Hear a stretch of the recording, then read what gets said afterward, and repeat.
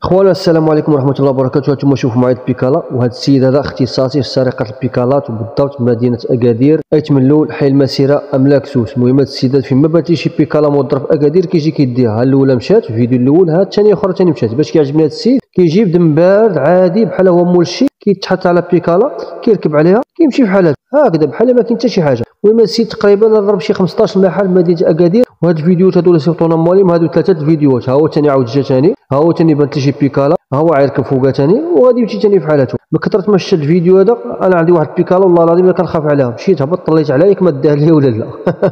الله يدير الخير. هاتوا شوفوا معايا الفيديو هذا الاخر. ها هو السيد حط بيكالا معلمه به، ها هو دخل باش يتخدى، ها هو عيتم جاي ثاني واحد شويه.